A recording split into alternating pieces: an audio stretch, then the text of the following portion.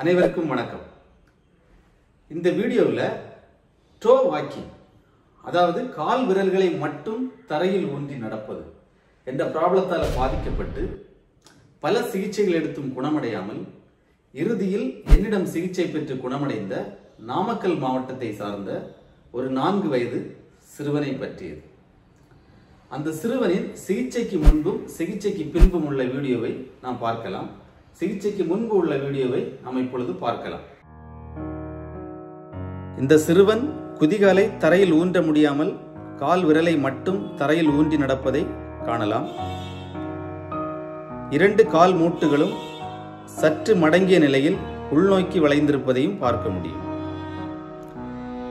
மெதுவாக நடந்தால் பேலன்ஸ் கிடைப்பதில் சிரமம் ஏற்படும். இந்த மாதிரி பாதிக்கப்பட்ட ஒரு சில குழந்தைகளுக்கு அதனால இந்த சிறுவன் மிக ஸ்பீடாக நடப்பதையும் பார்க்க முடியும். சிகிச்சைக்கு முன்பாக உள்ள வீடியோவை பார்த்திருப்பீர்கள். ஏற்கனவே டோ வாக்கிங் எதனால் எப்படி ஏற்படுகிறது என்பது குறித்து யூடியூபில் ஒரு வீடியோ பப்ளிஷ் செய்திருப்பேன். மேலும் டோ வாக்கிங் குறித்து 2 வீடியோக்களும் யூடியூபில் நான் பப்ளிஷ் செய்திருப்பேன். இந்த 3 வீடியோக்களுடைய லிங்கும் கீழே உள்ள டிஸ்கிரிப்ஷன் பாக்ஸில் கொடுக்கப்பட்டுள்ளது. தேவைப்படுபவர்கள் கிளிக் செய்து பார்த்துக் கொள்ளலாம்.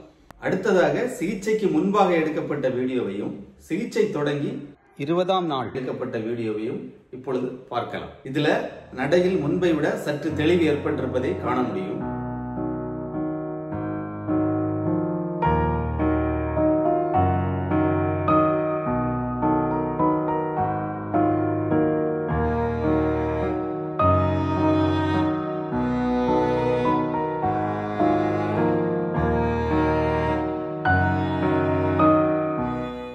அடுத்ததா சிகிச்சைக்கு முன்பாக உள்ள வீடியோவையும் 20ஆம் நாள் எடுக்கப்பட்ட வீடியோவையும் சிகிச்சையின் போது 40வது நாள் எடுக்கப்பட்ட வீடியோவையும் சேர்த்து பார்க்கலாம்.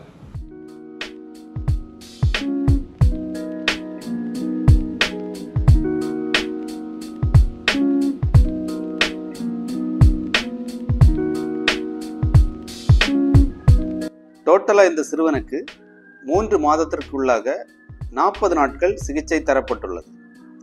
இதுல 80லிருந்து 90% அளவிற்கு குணமடைந்து விட்டார்.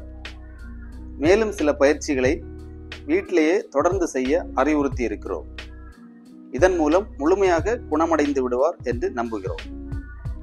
இந்த சிறுவனும் அவரது பெற்றோர்களும் சிகிச்சைக்கு முழு அளவில் ஒத்துழைப்பு தந்தார்கள்.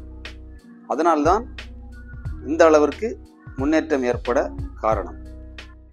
இந்த சிறுவனுக்கு என்னிடம் சிகிச்சைக்கு வருவதற்கு முன்பாக பல மருத்துவமனைகளிலும் சிகிச்சை தரப்பட்டுள்ளது.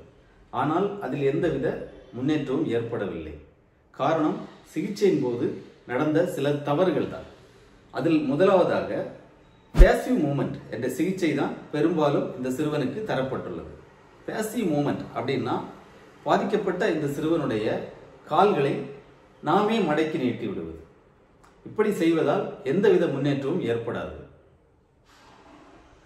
ஒருவேளை அந்த சிறுவனோ அந்த குழந்தைகளோ சிகிச்சைக்கு எந்தவித ஒத்துழைப்பும் தரவில்லை என்றால் பேசிவ் மூவ்மெண்ட் செய்வதில் தவறு கிடையாது.